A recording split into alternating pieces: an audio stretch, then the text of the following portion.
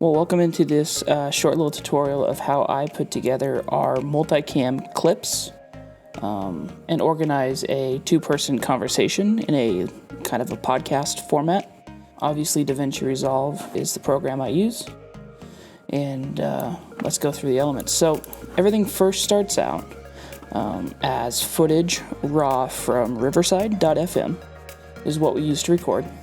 And so I have Audra happened to be a host, or Audra happened to be a guest, Danielle was the host, and so that's the raw video. And so the first thing I do is I create a timeline.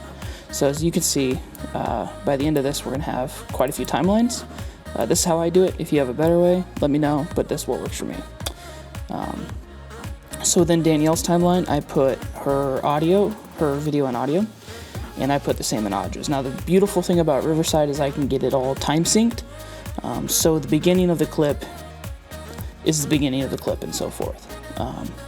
From there, once I have a Danielle and an Audra timeline, the reason I do that is because if I want to add any color grade or any audio change, I add it to the Danielle or Audra, whoever the guest is, I add it to that timeline instead of doing it later on in the main timeline. So then, because I like the way that this cropped shot looks, I will always create an Audra crop and a Danielle crop. So that's adds a little curvature, rounds it up, and then that allows me to put in our motion background, which is just duplicated in the background. And again, Danielle's is going to look very similar. I just zoomed in, but there's Danielle's timeline, motion background behind it. And then what I do is I do another one for the vert side by side, which is just shorthand for vertical side by side. And so they each get half the screen, it's still vertical, and the background's still behind it. So the background should be, because it all starts at the same time, for all of them, the background plays at the same thing, and that's just copy and pasted. In the vertical side by side, I have both of the audios as well, and usually the audio I pull in the multicam edit is from the vertical side by side, which brings me to that step. This is a step I have not done. So the way to do it in DaVinci, vert side by side, Danielle crop, Audra crop, right click, new multicam clip. I'm good to just call it multicam. The angle sync is from the endpoint, and I don't want to move them to a new thing. So this is usually where we open a new timeline, and I like to call it the main timeline, because at the end of the day, this is the one where I'm tossing everything into. So I usually go about 4 tracks of each, and in case I don't trust the project settings, I just double check that it's 24 frames a second, which is how this how Riverside captures it, and then we'll drop the multicam sequence into there, and we'll drag it all the way to the front. So now I have, and this was almost an hour conversation. My time code starts at 1, and so 2 just means it's over an hour. So now what I do is I usually drop the inspector and keep the media pool, and then I'll go split view, and once I'm in split view, I'll drop down to multicam. And Premiere has a way to do this too. Now obviously you could see angle 1 is going to be Audra's crop, angle 2 is Danielle's crop, and then angle 3 is a vert side by side. I want that to change. So I'll right click on the multicam and I will open in timeline, and I will rearrange things the way that I would like them to be. So I'm gonna have to create a 4th row. Give us just a second. Okay, so now I have the side by side as 1.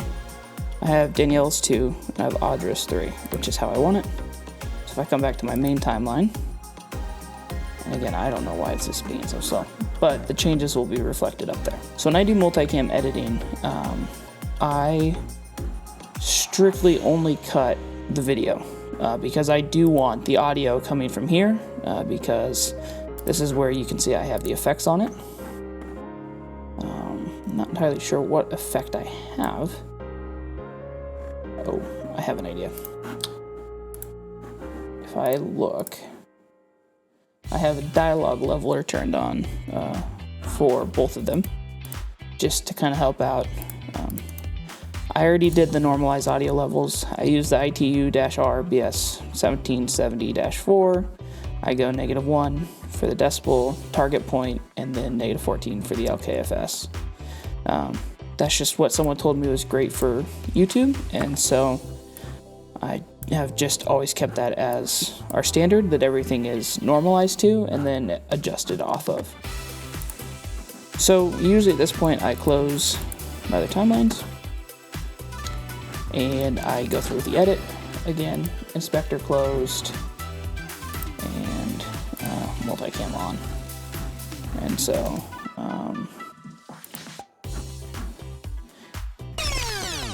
it didn't do that the right way. Give me a second here. A few moments later. So now, angle 1 should be multicam with both of them. Cool. If I hit the right button, we can zoom in on the timeline, and I can kind of find the beginning, which I forget exactly where they started. But regardless, then the point is, as you go along this, if you're a multicam, I guess we were getting a tour of the office, we could click on angle 3, there's angle 3. If we wanted to cut back to Danielle, she's talking or reacting, and then we can go back to the split view. And so you basically just make all of your cuts as you want. And then if you want to adjust any, so sometimes what ends up happening for me is I make the cut a little too late as I'm live cutting. And so I'll just come here and hover between, and I'll just adjust it by a couple seconds, just so that it, a couple frames, a couple seconds, so that it fits. Otherwise, yeah, that is how I put together our multicam sequences and the different kind of angles I set up for the show. There was a while ago where I had 4 different views.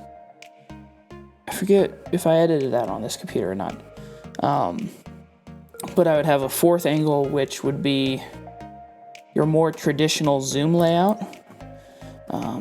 So if I had to mock that up, that would be a new timeline. That would be not the crop, that would be the actual footage here. It would be Danielle, Audra, and then motion background. Which, when I was animating our background, I did too fast, and so I slow it down to 50%. But the way it would look, and this is how, okay, so this could be part 2, or just a continuation of this version. How do I make my people kind of in their little cutout boxes? So, to the Fusion page, and it's really simple.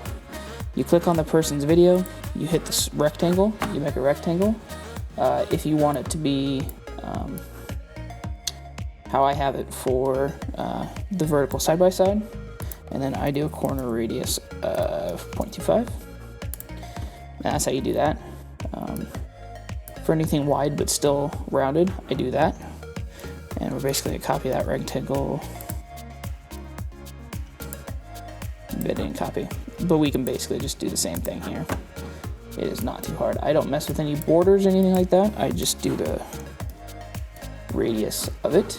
And that usually, you know, if I were to invert it, it would just take the outside, but we want the inside. That's really all there is to it for that. If we go back to the beginning, then what I do, I have inspector open, and I come over here and I set these to 0.48 and 0.48. One gets moved over by 490, the other one gets moved over the other way by 490. Maybe not so much. 470 actually might be better. Whatever I do, I just make sure they're equidistant from each other. So maybe I'd go 480, because technically 480 is a quarter of the way across your 1920. So yeah, then we'd have that view, and it's your more traditional zoom, but there's a lot of blank space, and so I personally prefer having it done like this. That is how you do a two-person conversation. And I think hopefully eventually we're gonna maybe do a round table, which is either gonna be in person or through Riverside. So that'll be really fun to creatively think about how I can kind of mix and match all those people together to fit on the screen for who's talking, and then kind of the different combinations I'd come up with. But yeah, once I get the multicam done, and I'm just in the main timeline, then I just roll and I watch it live. Sometimes on longer ones, I'll watch it at 2 times speed. Otherwise, I will cut to the waveform, which is a little difficult. So if I want to do that, what I usually do is I unlink the clips, and for the edit, I flatten the multicam, and then I decompose the vertical side by side in place, and so then that gives me my waveforms that I can kind of go off of. And so like all of right here, I could see that, okay, it's Audra talking. Danielle interjects, Audra, Danielle interjects. And that can kind of help speed up my decision-making process on what camera I want to use. And then after that, I'll go back in, I'll do new compound clip, and I will just call it audio. And then it shows up here, but then it's all on one line and it flows. So yeah, hope you guys learned something. Hope it was beneficial.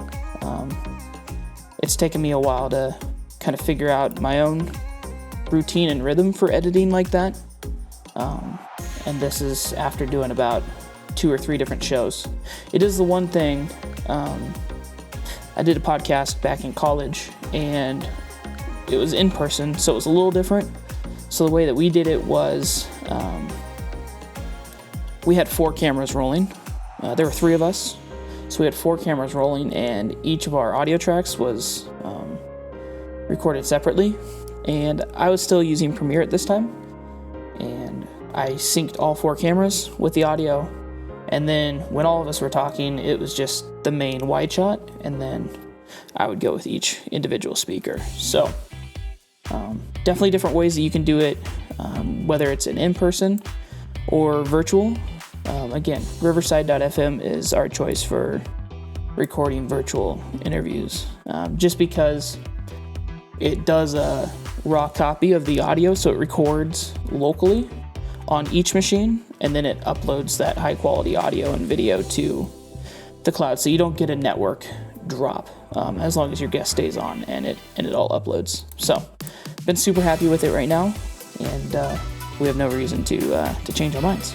Thank you guys for watching. For more DaVinci Resolve or video editing tips, make sure to subscribe to the channel and stay tuned.